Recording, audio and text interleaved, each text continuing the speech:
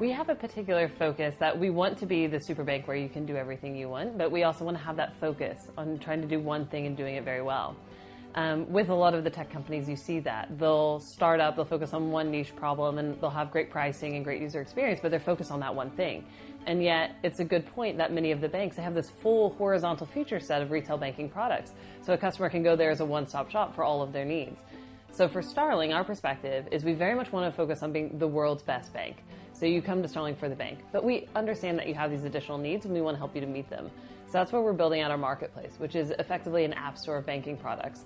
And we're building it to be very scalable, so making it very easy for third parties to plug in via API to offer their services to our customers. And similarly, having them integrate our API such that our customers can easily access them. So we have this app store of products, making it easy for customers to compare their choices from across the market and then easily access them by just seamlessly sharing their data across and connecting with them.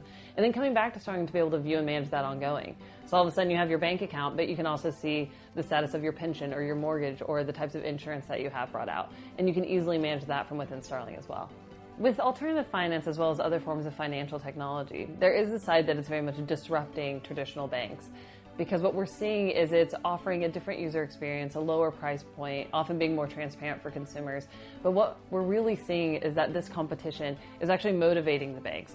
And it's not that it's impossible for them to keep up as well. I think what we'll see across the industry is forms of collaboration among some. We'll see some looking to change their own models to compete. And then we'll see some of these new fintechs, particularly in the alternative finance field, who come up to solve a problem uniquely well and become category leaders in that space.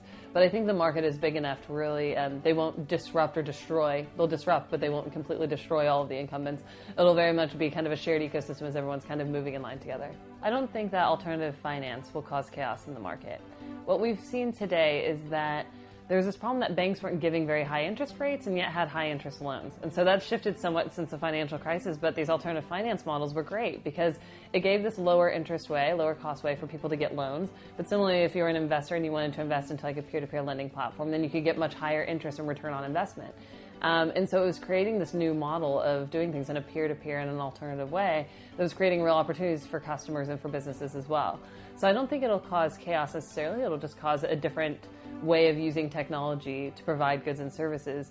But with the pace of technology that we see today, that change is only increasing. The pace of that change is only increasing.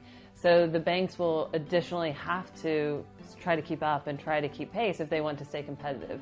So I don't think it'll cause chaos necessarily, but it will definitely cause an incentivization and a disruption throughout the community.